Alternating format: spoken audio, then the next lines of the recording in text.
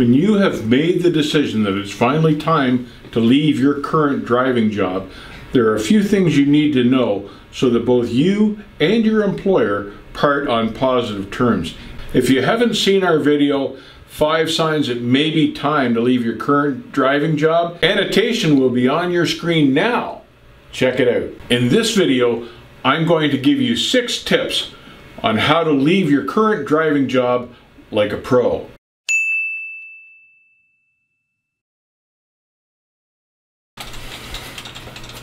Dave, what can I do for you? Well, I'm just handing in my notice. I'm done. I give up on this place. Nothing ever goes right. The equipment's junk. I'm gone. Well, I'm certainly sorry to see it go, Dave.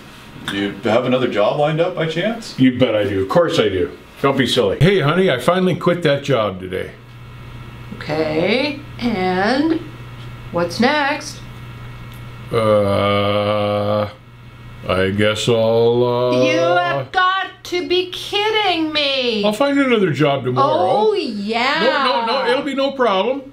Tip number 1, always have your next job lined up before you quit your existing job. Now, if you've been following my channel for any time at all, you know that I've always advised for you guys to keep your eyes and ears open. Look and see what's around you in other jobs and other carriers that you may be interested. You should have accumulated a list of 3 or 4 carriers at least by now. So, choose which carrier you want to go for your interview, set it up with him, make sure your hiring is good to go, agree on a start date with the carrier a few weeks down the road to give you time to leave your current job properly so you're all set up, ready to go, and it's imperative that you be there on that start date that you've agreed to. Hey honey, I finally quit that job today.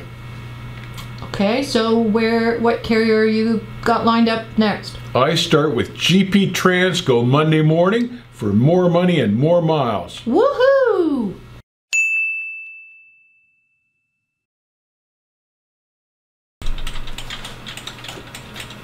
Dave, what can I do for you? I'm done. Had enough of this place. I just don't need your crap anymore. Sorry. I'm certainly sorry to hear that, Dave. Are you going to be able to give me your 2 weeks notice then? No, I'm done. Like, right friggin' now. I can't take another minute of this place. Alright, duly noted. Certainly not going to write him a good review.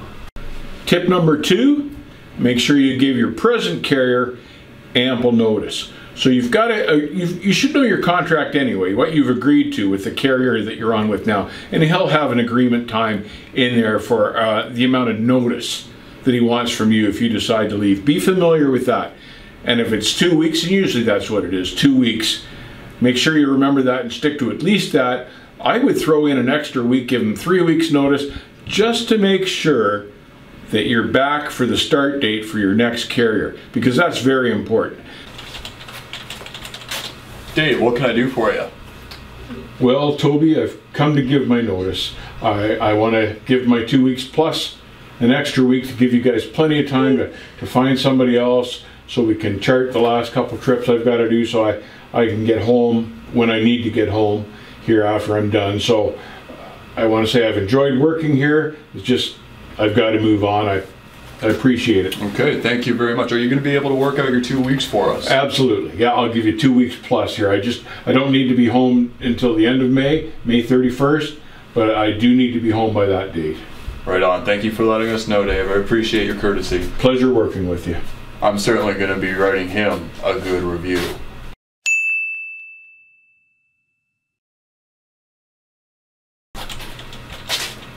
Yeah, Dave, what can I do for you?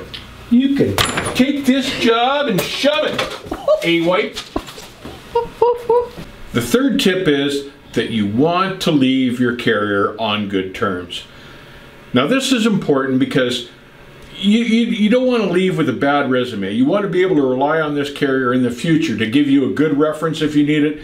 There's no point at all in creating hard terms between you and the carrier. You want to leave in a professional manner. As part of leaving on good terms, you want to make sure that you return all of their equipment and return it in good working order. Clean the truck, make sure everything's spotless.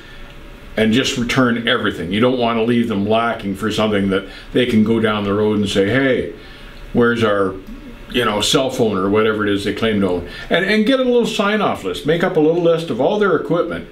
And when you return it to them, get them to sign it. So you've got proof you returned all their equipment. Dave, what can I do for you?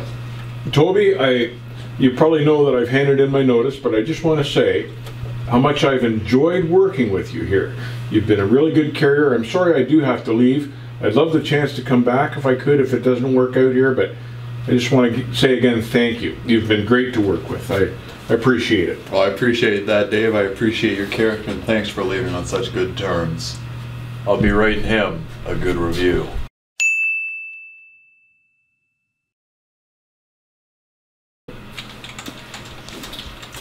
Dave, what can I do for you? Before I go, Toby, I want to tell you that your equipment sucks, your dispatchers suck, the trailers are junk, the shop are a bunch of morons, and the pay is lousy. You're running recap tires, you're running junk Volvos, just the secretaries are ugly and they have bad breath, and your mom dresses you funny. That's why I'm quitting. Tip number 4, don't tell them why you're leaving unless they specifically ask you to. And then if they ask, sure, be honest with them, be upfront, but keep it brief and succinct. You don't want to get into a long, rambling story. The point is, you want to get out of there on good terms with the carrier. So don't go into a big explanation. Don't try to make them feel guilty about anything. Just be brief and tell them why only if they ask. Dave, can I do for you? Toby, I'm leaving. I just wanted you to know that that I was done. It's my last day. Okay, right on. Dave, do you mind if I ask why you're leaving? The equipment's junk, and I don't like peddling LTL around New York City. Okay, we appreciate your honesty, and we'll take this feedback going forward. All right. Thanks again. Thank you.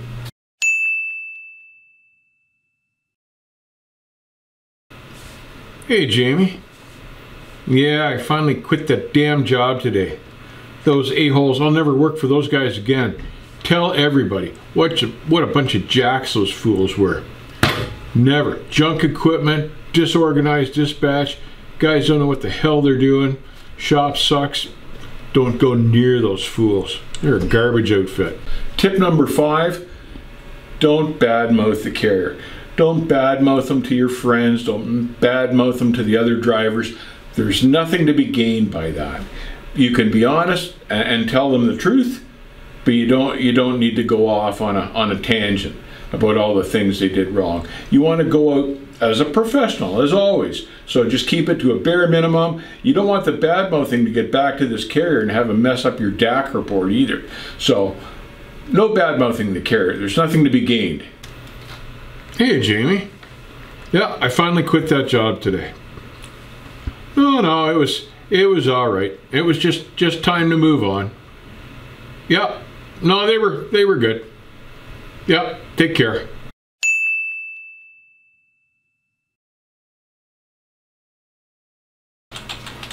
Dave, can I do for you? Toby, it's my last day. Just wanted to say I've enjoyed working here with you, and I'll see you around. Take care. No, hang on a second here, Dave. Word on the block is that you're quitting because you can't get home on the weekends. How about we do something about getting you home on the weekends so that we can keep you here at the exact same pay, but we get you home on the weekends? I'd love to be home on the weekends. That's been my problem all along. I need to be home on the weekends. I've got 5 kids. I only get them every other weekend. I need those weekends with my kids. Now, no pay increase, but we'll get you home on the weekends. How does that sound, Strapper? If you promise, and I'll hold you to it, yep, love to stay. Sure, that sounds pretty good to me. Thank you. Tip number 6 is about when the carrier goes, oh no, please don't go. Now, carriers are often going to try to renegotiate so you don't quit because they want to keep their numbers up, they want to keep the freight moving. For whatever reason, they may try to renegotiate to keep you from going out the door. But by this point, you should have made your decision for sure. So that's why you're going. That's why you've gone this far. In my experience, carriers don't particularly change. They're not going to change for one guy that they're trying to stay. They won't change. So my advice here is hold your ground, be polite, be nice about it, but say, no, I've made the decision. I appreciate the offer. I'd like the chance to be able to return at a future date if that's possible, but no, my mind is made up and I'm going to go. Thank you, though. Dave, can I do for you? Toby, it's my last day here. I'm on my way out. I just wanted to say, been good working for you. See you around. Okay, I hear you. But now, mow this over in your head, if you will. I know you've been having trouble getting home on weekends. How about we talk weekends, you and I? Is that floating your boat? Honestly, Toby, we've talked about this half a dozen different times already, and it's never happened yet. So I don't expect it to happen now. Well, that's fair. That's fair. Well, thanks for letting me know anyways. Alrighty, take care. Now, don't be jumping ship and changing carriers every time the first little thing goes wrong, because your track record will show how many times you've changed jobs, and no recruiter wants to see that in a new hire. You try to keep it to a bare minimum, so don't jump the gun, don't jump the ship on the first possible sign of trouble. You've got to be patient with these carriers. Got to kind of drag it out and see if you can't work it out. And that's why you know at the end of the day, when you finally have reached that decision that it's time to go, that you've made the proper decision, and then there's no hesitation. Remember now, every move that you make should be a progression towards getting a better and better job each and every time. So you don't want to go backwards, you want to go forward. And the end result of this game is that you want to end up at the carrier with who you'll retire. Your object here is to end up with the best carrier you can possibly find. So this is just a career change, a career course, a pattern that you're following that's going to benefit you for the most part at the end of the day. Everybody seems to like our story, so I've got a story for you today with this video. I was trucking, I was running out to California. I had an LTL load on, and I had one drop in Denver, Colorado. Now, I virtually never went into Colorado, partially because I didn't have operating authority to go in there, because I wasn't interested in running Colorado. But this one particular trip, I had a big piece of freight that paid really well, but it had to go into Denver. So I didn't have any operating authority for Denver. I didn't have any permits. This is way back. So I just decided, you know, I've got to take the scenic route in around the scale. So, and there's an easy way to do that if you're going into Denver, as you old hands will know. So anyway, I was back on the back road, rolling along, going behind the scale, and this other truck goes around me on the 2-lane, and he's just ripping it, just hauling. It was a bull rack guy, if I remember correctly, just sailing. We get over the next rise after he's pulled in front of me, and there's a bear with a radar gun, and he flags both of us over. So I thought, well, you know, he's in trouble for speeding, and I'm in trouble for not having a Colorado permit. So we roll over to the side, and I'm the second truck back, so I walk up to the cop, and the bull rack guy is already there. And I've got my paperwork with me, such as it is, but I don't have any for him. But he's focused on the grill of this bull rack guy's truck. And he's not paying any attention to me, and he's chatting with this bull rack guy, and the guy's waving his hands. So I move a little farther forward so I can look at the grill to see what they're talking about. And there's something sticking out from between the grill grates on this guy's truck. So I'm studying it, and then I'm starting to tune into the conversation. And what this guy had done was gotten like a fish finder from the Bass Pro store at the time, or whoever was selling those things. And this fish finder thing would emanate radar waves out forward in front of the truck, like it's looking for bass or something. Only this guy was using it to defeat a radar trap with the cops. So, and I don't know whether it had worked for this guy, or whether the cops' radar had been confused, or whatever the situation, but this guy had a fish finder mounted in his grill to confuse the cops' radar. And this cop was so bad and so perplexed that he just let me go. He said, "You go on, I'm going to be here the rest of the day with this guy." And that was the end of it. And I went into Denver, dropped my crate, and headed back over to I-80 again. Not a scratch on me, didn't cost me $1, but that's what this bull rat guy had done. And I truly don't know to this day if that had ever worked for him or how it had worked out, but I had a good laugh out of it anyways. Something I would have never thought of, putting a fish finder pointing out in front of the truck.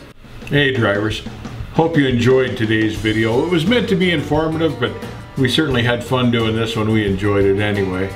Don't forget, we've got the Lettuce King t-shirts on sale. Check out the description below. And don't forget, keep the rubber side down, stay safe, and we'll see you on the back haul.